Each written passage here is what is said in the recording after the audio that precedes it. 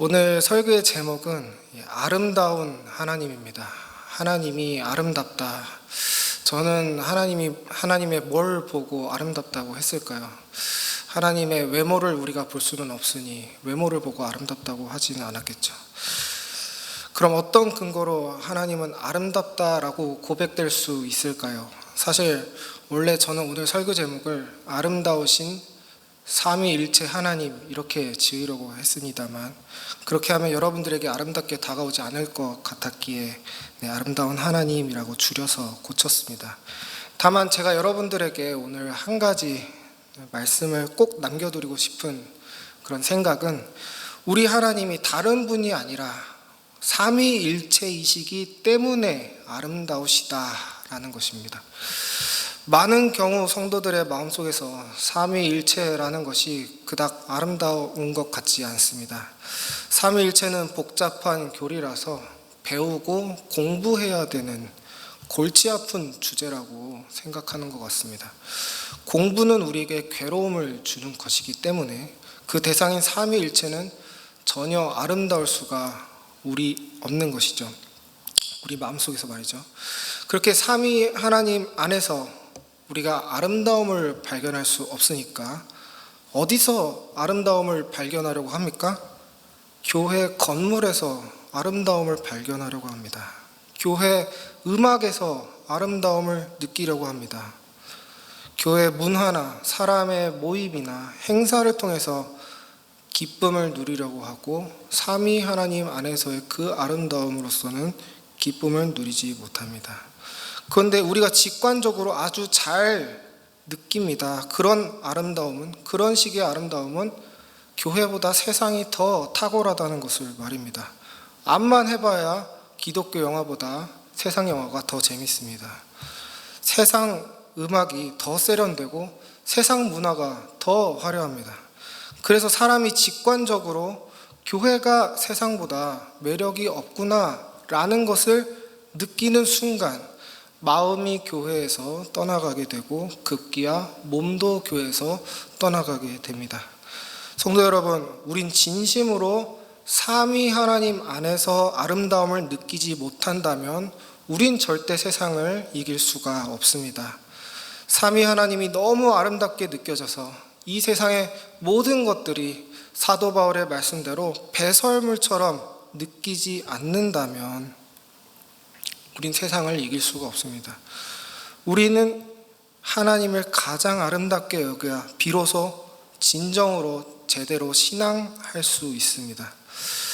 이런 신앙이 없으면 어떻게 됩니까? 교회에서 머무르는 이유가 하나님으로 인한 기쁨과 감격 때문이 아니라 그저 조직에 대한 의무감이나 부담감, 책임감이라는 비참한 이유로 변질되어지고, 교회 출석이라는 것도 그저 간신히 버티는 수준으로 전락하게 됩니다. 전 개인적으로 우리 하나님이 다름 아닌 삼위일체이시기 때문에 아름다우시고 영광스럽다는 사실을 알게 된 이후부터 하나님과 그분의 교회를 열렬히 사랑하게 되었습니다.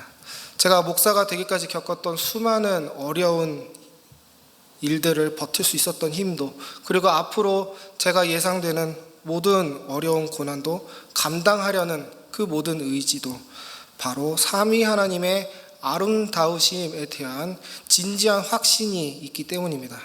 그러므로 삼위 하나님의 존재는 제가 하나님으로부터 받은 선물 중에 가장 큰 선물입니다.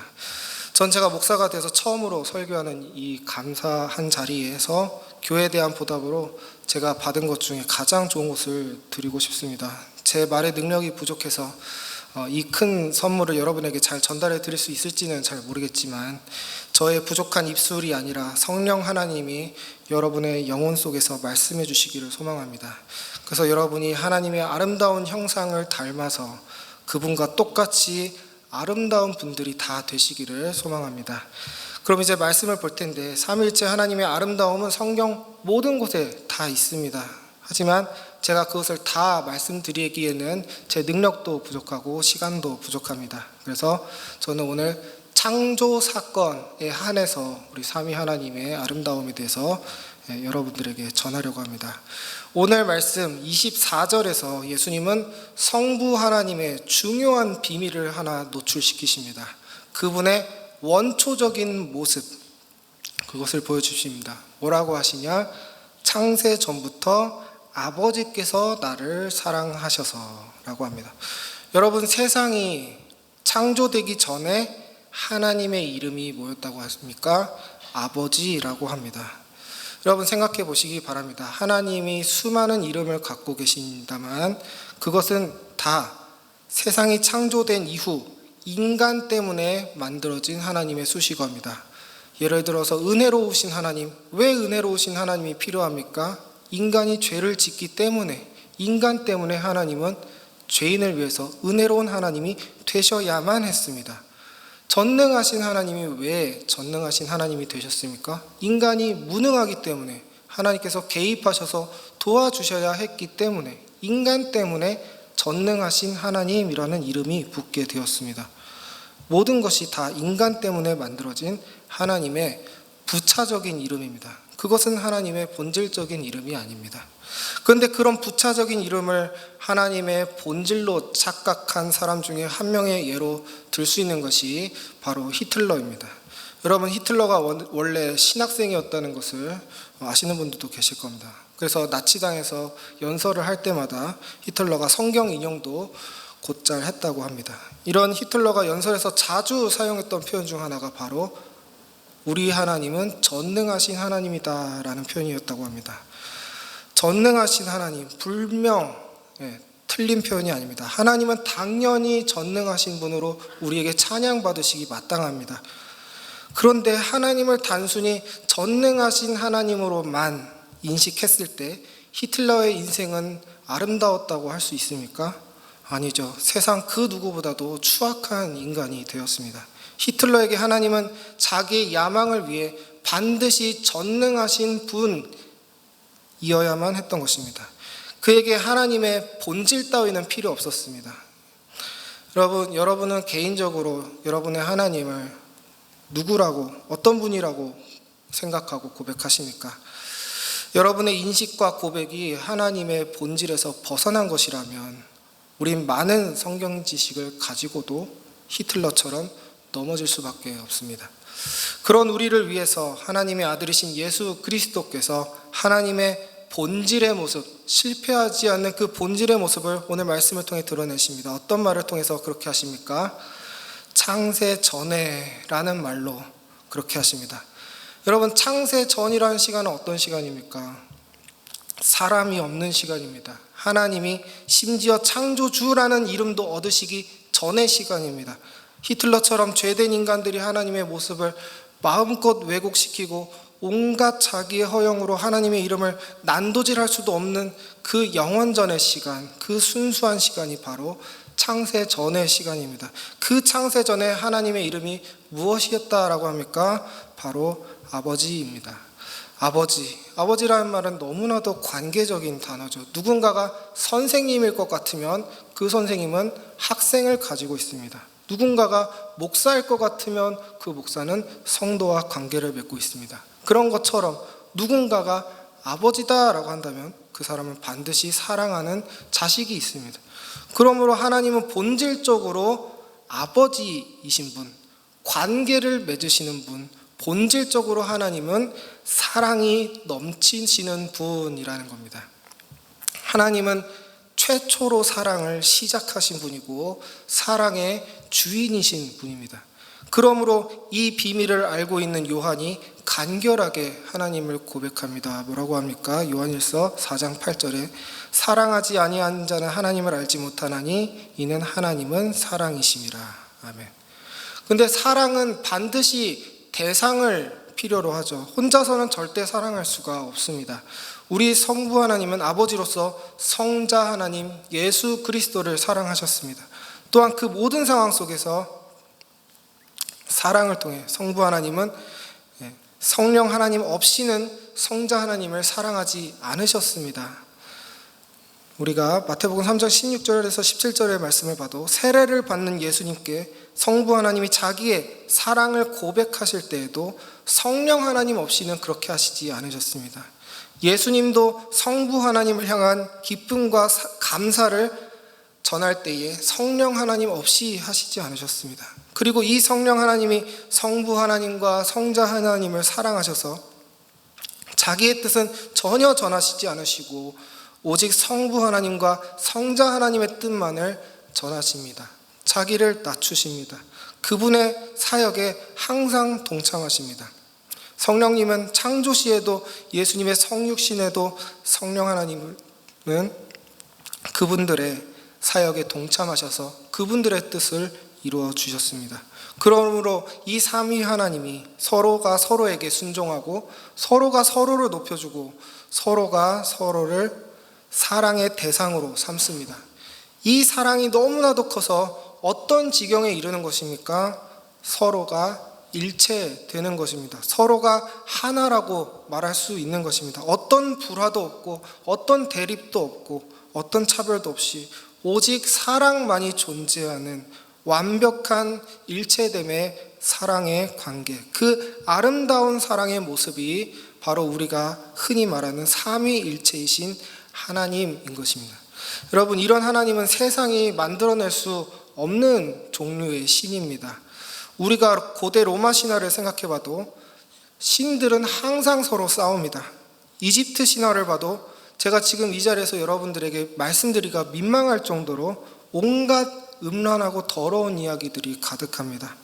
신들이라는 것들이 서로 질투하고 배신하고 속이고 살인까지 저지르는 모습들을 보면 이 모습이 어떻게 신의 모습이란 말인가라는 기분이 듭니다. 신의 모습이 아니라 우리의 모습을 닮지 않았습니까? 인간의 모습을 닮았습니다. 신은 뭔가 인간과는 달라야 되는데 이방신은 인간보다 힘만 셌지 인간과 다를 게 없습니다. 그 신에서 뭔가 인간과 같은 냄새가 납니다. 그 말은 그 신이 결국 인간이 만들어낸 신이라는 것입니다. 우리가 가끔씩 인터넷 댓글이나 어떤 게시글을 보면은 어른이 아닌데 어른이 척하는 어린이들이 있습니다. 제가 예를 들기는 어려운데 아무튼 아무리 인터넷상이 익명이고 얼굴을 볼 수 없다고 하더라도 우리는 그 사람이 쓴 그 글에서 어떤 것을 캐치해내지 않습니까? 어른이라면 쓸 수 없는 어떤 어휘나 인식 같은 것들이 글에 묻어나는 것을 우리는 직관적으로 느낍니다. 그런 것처럼 세상 모든 신화라는 것들이 똑같습니다. 정성껏 그들은 마치 자기가 하나님인 척 신화를 적어놨지만 그 글 속에는 인간의 냄새가 날 수밖에 없는 것입니다.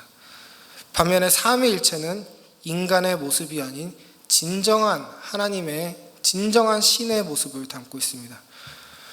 그러면 절대적인 하나의 신만을 섬기는 종교는 어떨까요?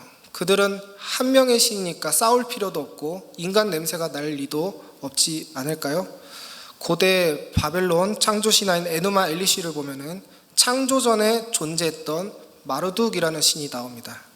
이 마르둑은 왜 세상을 창조했을까요? 경전을 보면 그 이유는 외로워서입니다.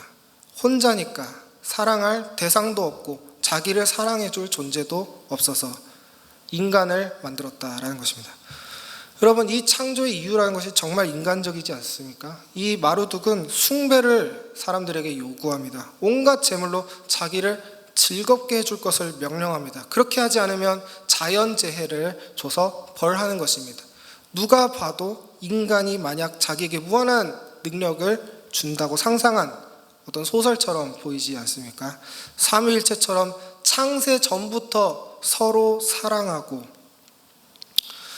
서로 위하는 그런 신이 아니고 마르둑처럼 창조 전에 외로웠던 신이라면 필연적으로 이런 저급한 창조 신화를 만들어낼 수밖에 없는 것입니다. 마치 사람들에게 관심을 받고자 하는 어린아이 같은 그런 신을 숭배할 수밖에 없고 그런 신을 숭배하는 사람도 그런 신과 닮아갈 수밖에 없는 것입니다. 여러분, 이슬람은 알라라는 신을 섬기죠. 이들은 삼위일체를 혐오합니다. 그들의 경전이 쿠란의 수라라는 책에는 이런 내용이 적혀 있다고 합니다. 삼위일체를 거부하고 미워하라. 알라는 아들을 낳으실 분이 아니다. 오직 알라 한 분께만 영광을 돌려라. 여러분, 이처럼 이슬람 교리는 알라라는 신을 영원 전부터 철저하게 혼자만 있는 신으로서 고립시키는 교리를 가지고 있습니다. 그런데 이상한 건 알라가 가진 99가지의 영원한 이름 중에 사랑하는 자라는 뜻을 가진 알-와두드라는 이름이 있다고 합니다. 이 이름은 영원 전부터 있었던 이름입니다. 근데 말이 안 되는 것입니다. 영원 전부터 알라는 혼자 있던 신인데 어떻게 와두드, 즉 사랑하는 자가 될 수 있다는 말인 겁니까? 알라가 알-와두드가 되려면은 인간을 창조하고 그 인간을 사랑해야만 합니다. 그러니까 알라를 완성시키는 것은 본인의 힘에 달려있는 것이 아니라 피조물인 인간의 공로에, 인간의 덕에 달려있다라는 것입니다. 신이 인간을 필요로 한다. 신이 인간에게 의존한다. 그것이 어떻게 신이 될 수 있다는 말입니까? 그것은 무능한 신이라고 할 수 있겠죠. 조금 어려운 말이지만 아리스토텔레스는 신을 시작되지 않은 원인이요 부동의 동자라고 표현했습니다. 아리스토텔레스의 말이 이렇게 어려워진 이유는 그가 삼위일체적인 신을 상상하지 못했기 때문입니다.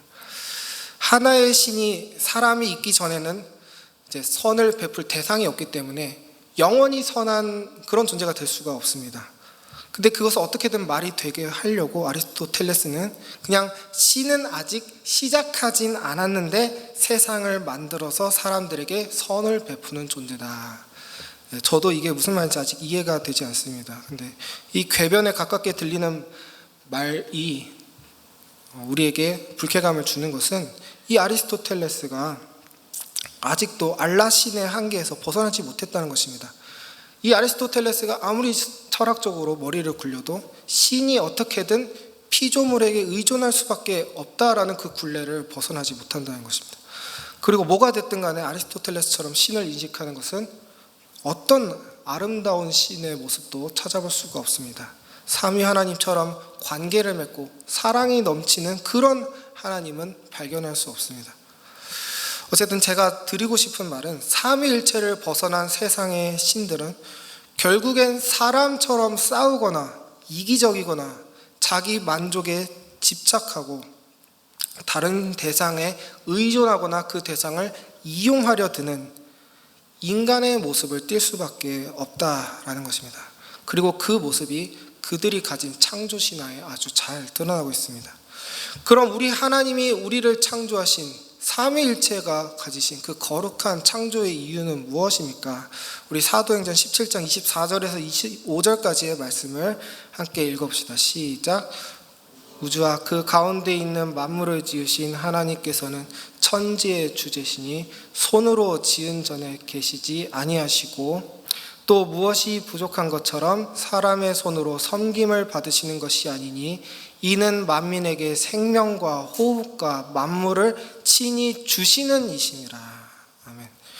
여러분, 아까 사람이 만든 신 마르둑 같은 신은 어땠습니까? 만물을 다 자기를 향해 집중시켰습니다. 이거 바쳐라, 저거 바쳐라. 정말 사람 같죠? 사람의 입으로 끊임없이 우리는 무언가를 넣어야 합니다. 무엇인가가 항상 우리의 입에 공급이 되어야 됩니다. 우리가 음식물을 먹는 것을 생각해 보면은 생명이 아닌 것이 없습니다. 우리는 항상 생명체의 죽음을 필요로 합니다. 모든 것을 우리의 입 속에 우겨 넣습니다. 그리고 그 인간이 만든 시인은 그 모습 그대로를 보여줍니다. 자기를 향해 모든 자원들과 모든 생명들을 집중시키는 것, 자기를 향해 모이는 것, 다른 신들은 이런 식으로 사역을 합니다. 하지만 우리 하나님은, 우리 삼위일체 하나님은 어떤 분이십니까? 우리에게 전혀 뭔가를 필요로 하지 않으십니다. 하나님은 전혀 우리에게 의존하지 않으십니다. 왜 그러십니까? 하나님은 외롭지 않으시기 때문입니다. 하나님은 삼위로서 이미 서로에 대한 사랑이 충만하기 때문에 아무것도 필요하지 않은 것입니다. 그렇기 때문에 하나님은 무엇인가를 자기를 향해 빨아들이지 않고 반대로 어떻게 합니까? 그 사역의 방향성이 빨아들이는 그 방향성이 아니라 좀 더 확장시키고 충족시키는 그런 방향성, 반대의 방향성을, 거룩한 방향성을 우리 삼위 하나님은 보여줍니다. 아까 읽었던 그 말씀에도 나와 있듯이 만민에게 생명과 호흡과 만물을 끊임없이 주시는 분, 우리 삼위 하나님이시기 때문에 이런 교리가 나올 수 있는 것입니다. 그리고 그런 하나님의 마음이 오늘 본문에 아주 잘 드러나 있습니다. 오늘 본문 한번 보시면 21절에 성부 하나님이 성자 하나님을 통해 자기의 피조물에게 말씀하시고자 하는 것이 뭘 가져다 바치라는 것입니까? 아니죠. 우리 삼위 하나님이 원하시는 것은 한결같습니다. 21절 아버지 우리가 하나인 것 같이 이 죄인들도 우리와 하나 되게 하여 주시옵소서. 이들도 우리의 사랑을 깨달아 알게 하여 주시옵소서. 이들도 삼위일체처럼 우리가 가진 이 사랑의 놀라움, 이 달콤함, 이 아름다움을 소유하게 하여 주시옵소서. 23절은 더 나아가서 아버지께서 나를 사랑하신 것과 같이 그들도 사랑하셨다는 것을 세상이 알게 하여 주시옵소서. 모든 것이 자기를 통해서 나누어주는 방향으로 우리에게 드러나게 됩니다. 그리고 24절은 이렇게 말합니다. 아버지께서 내게 주신 사람들도 내가 있는 곳에 나와 함께 있게 하여 주시고 창세 전부터 아버지께서 나를 사랑하셔서 내게 주신 내 영광을 그들도 보게 하여 주시기를 빕니다. 아멘.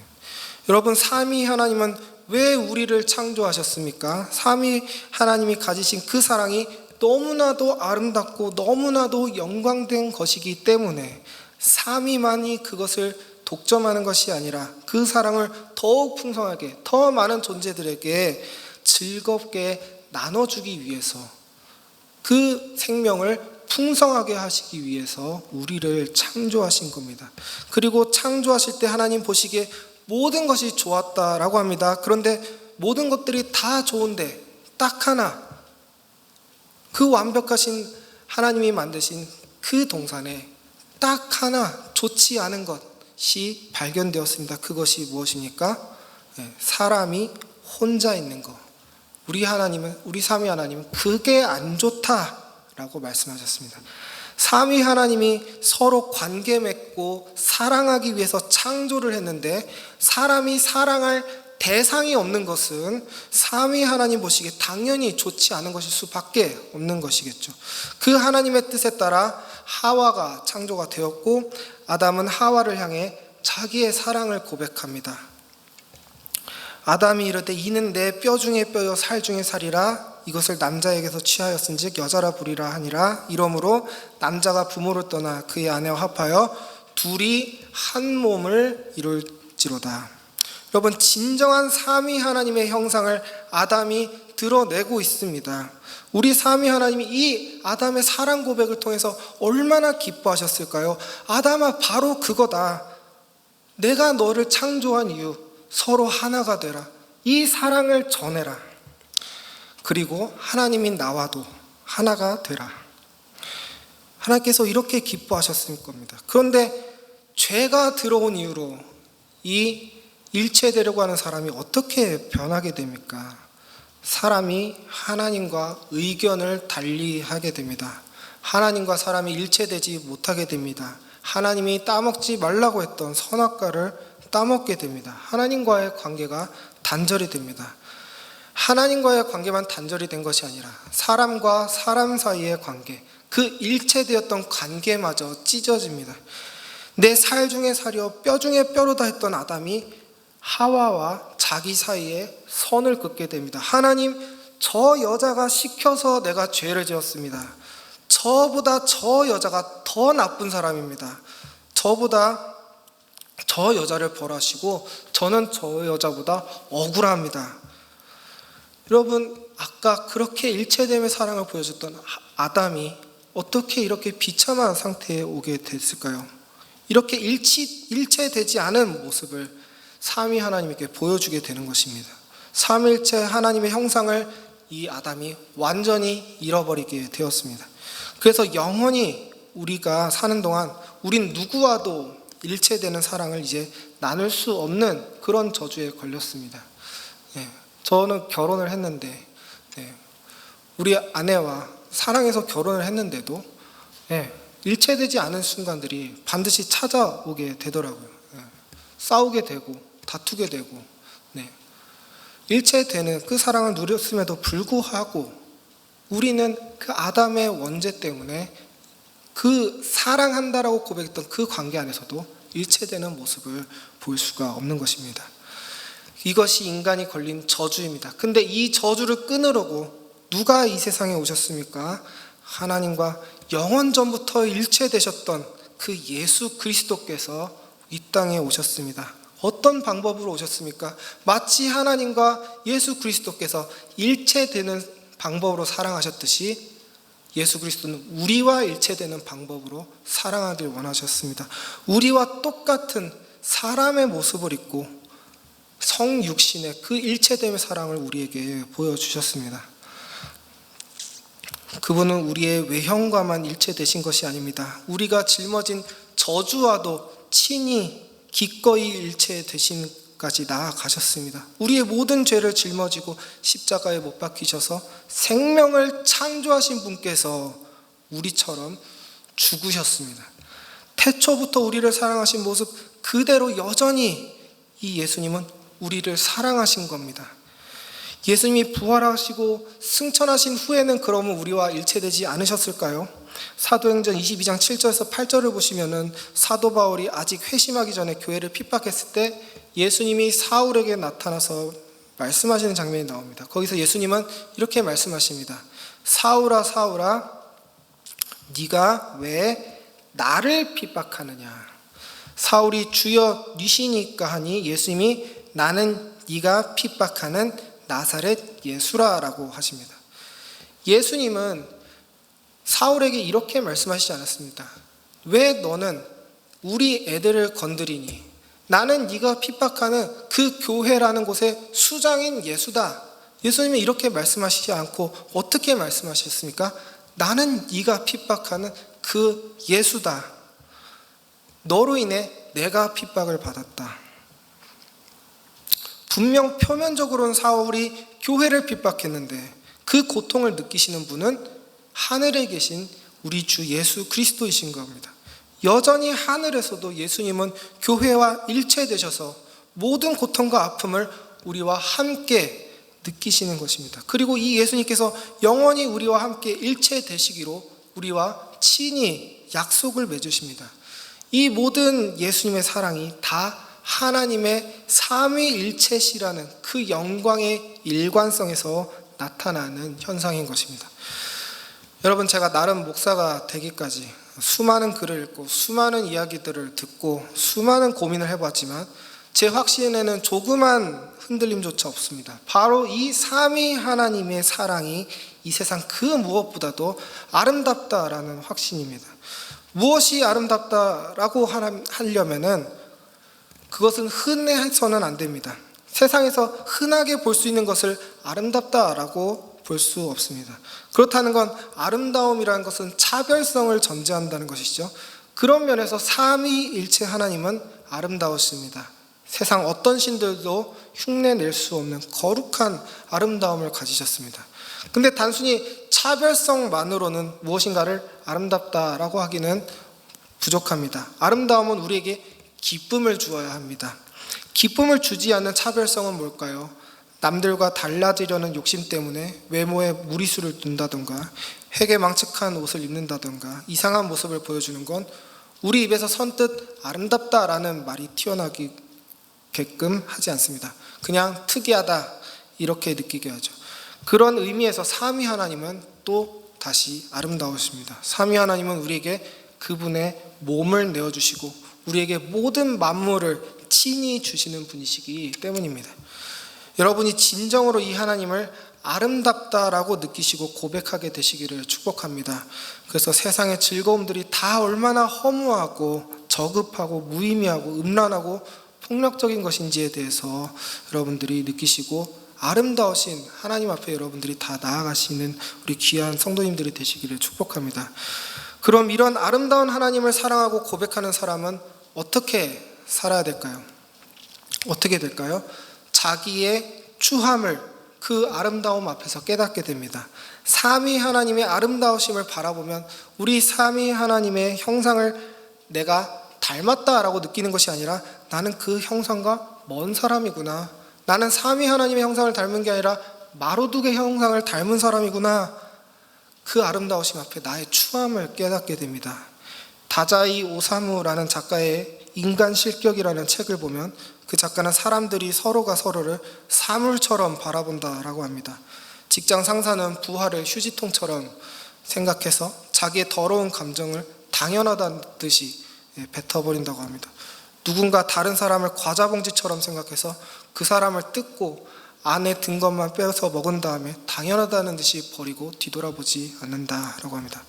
여러분, 그런 모습이 우리에게도 있지 않나 생각해 봅니다.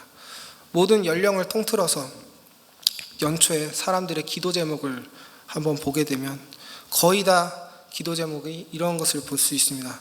좋은 선생님을 만나게 해주세요. 좋은 동료를 만나게 해주세요. 좋은 친구를 만나게 해주세요. 하지만 그 중에 누구도 이렇게 기도하는 사람이 없습니다. 내가 만날 선생님에게 내가 좋은 학생이 되게 해주세요. 내가 만나는 모든 사람에게 내가 좋은 친구가 되게 해주세요. 이렇게 자기를 나누어주는 삼위일체 하나님 같은 기도 제목을 내는 것은 보기가 힘듭니다.